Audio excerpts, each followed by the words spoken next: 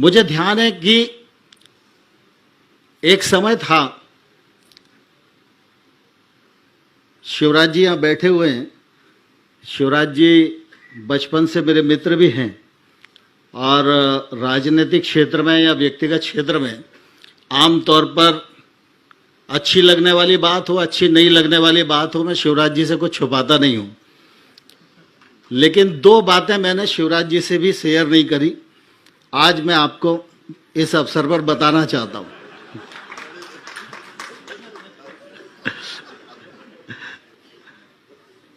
एक तो जब पटवा जी मुख्यमंत्री थे, शिवराज जी विधायक थे और युवा मोर्चे के बहुत सारे लोग, कैलाश जी, हमारा छत्तीसगढ़ था तो बहुत सारे छत्तीसगढ़ के मित्र, तमाम सारे युवा मोर्चे की टीम में काम करने वाले लोग सांसद विधायक थे। प्रहलाद पटेल जी हमारे उस समय सांसद बन गए थे।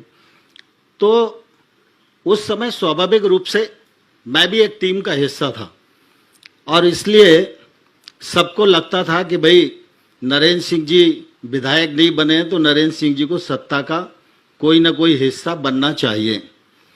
रघुनंदन जी भी उस समय के साक्षी हैं।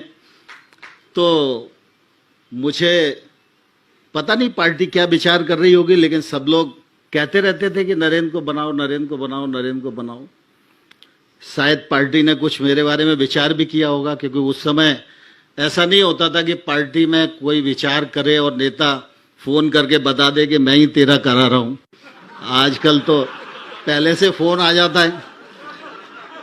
ऐसी उस जमाने में कल्पना भी नहीं कर सकते थे। तो उस समय सामान्य तौर पर जो भी बात हुई हो, लेकिन काफी दिन तक मेरे बारे में कुछ निर्णय नहीं हुआ।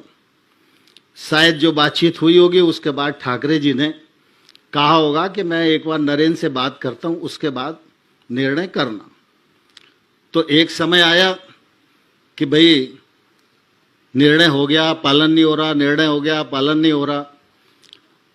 तो फिर ठाकरे जी को कहा गया होगा, तो ठाकरे जी ने कहा अच्छा मैं नरेंद्र से बात करता हूं। तो ठाकरे जी ने मुझको फोन करके बुलाया। मैं सुबह सुबह आया, 74 बंगले में कार्यालय था। तो मैं उनके चरण स्पर्श करके बैठ गया। बापू और वो दोनों चाय पी रहे थे। तो मैंने कहा आपने कहा था, मैं आ गया हूं। तो चाय पीने के बाद उनके कमरे में गए तो मुझे ऐसे ही बोलने लगे कि अरे भाई सरकार क्या बन गई है, सब लोग पटवा जी के साथ ही जाना चाहते हैं, मेरे साथ कोई रहना नहीं चाहता। मैं बड़ा चकरा गया एकदम। अरे मैंने कहा साहब ऐसा तो कुछ नहीं है, सब आपके साथ ही हैं। तो काफी देर तक ऐसे विनोदी स्वभाव में वो 15-20 मिनट मुझे झुलाते रहे और बाद में उनने मुझे कहा कि नरेंद्र मैंने इसलिए तुम्हें बुलाया कि पार्टी ने निर्णय किया है कई दिन पहले कि तुमको किसी कॉरपोरेशन का चेयरमैन बनाना है। लेकिन जब भी मेरे सामने बात आई तो मैंने कहा कि अभी इस निर्णय को रोक दो और बाकी निर्णय कर दो। मेरी व्यस्तता के कारण मैं तुमसे बात नहीं कर पाया और इसलिए मैं आज तुमसे प्रत्यक्ष बात कर रहा हूं। मुझे ऐसा लगता है कि तुम जैसे कार्यकर्ताओं को सरकारी काम में अभी नहीं जाना चाहिए, लेकिन फिर भी पार्टी निर्णय कर चुकी है, सिर्फ निर्णय का अमल ही बाकी है और वो मेरे कारण रुका हुआ है। तो मैं सोचता हूं कि अगर तुम इस दिशा में सोचो तो ठीक है। तो अब ठाकरे जी हैं तो कौन क्या बोलेगा। तो मैंने भी कहा, मैंने कहा नहीं नहीं भाई साहब जैसा आप तय करो, जैसा आप सोचो, फलाना ठिकाना। तो फिर बोलने लगे नहीं नहीं ऐसे छोड़ना आसान नहीं होता, लाल बत्ती मिलती है, गाड़ी मिलती है, तू मेरे सामने बोल रहा है, पीठ पीछे जब विचार करेगा तो पलट जाएगा। तो मैंने उनको बहुत कहा, मैंने कहा नहीं ऐसा नहीं है, जो आप तय करोगे मैं उसी का पालन करूँगा। फिर ठाकरे जी ने मुझे कहा कि तुम 24 घंटा सोचो और कल सवेरे इसी समय तुम मुझको बताना, और ये तुम्हारे मन पर नहीं रहना चाहिए कि मैंने तुमको दबाव दिया है। तुम्हारी जो इच्छा हो सुबह बताना। अगर तुम सरकार में जाना चाहोगे तो मैं सुंदरलाल को बोल दूंगा 10:30 बजे तुम्हारा ऑर्डर निकल जाएगा, और अगर तुम नहीं जाना चाहोगे तो मैं सोचूंगा तुम्हारे बारे में क्या करना है। तो मैं कहा ठीक है। अब मैं, शिवराज जी, विपिन दीक्षित, हम सब लोग, वो रघु जी के बगल में एक दड़वा रघु जी ने हम लोगों को दे रखा था, तो एक तख्त पर हम 3-4 लोग सोते थे।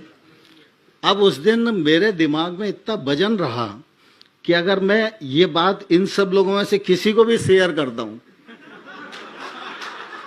तो इनमें से कोई भी आदमी ठाकरे जी के पास जाके कहेगा, अरे साहब क्या कर रहे हो आप, अच्छा भला तय हो गया और ऐसा क्यों कह रहे हो। तो मुझे लगा ठाकरे जी के मन में आएगा कि देखो मेरे सामने सिद्धांत की बात करके गया और पीठ पीछे सिफारिश करने वालों को भेज दिया। अब सिफारिश करने वालों में उस समय रघु जी की भी भूमिका बहुत अच्छी होती थी, और युवा मोर्चे के तो हम सब लोग थे ही। तो मैं पूरे दिन शिवराज जी के साथ इधर उधर घूमता रहा। हम लोग चाय पीने गए, इधर गए उधर गए, बैठक की। रात को साथ ही साथ सोए। मैं सर्वथा जल्दी जगने वालों में से नहीं हूँ, मतलब जितनी टीम में लोग थे सबके बाद मैं ही जगने वाला होता था। तो मैं उस दिन जल्दी जग गया कि भाई ठाकरे जी को बात करना है। शिवराज जी बोले भी, यार तुम कैसे जल्दी जग रहे हो।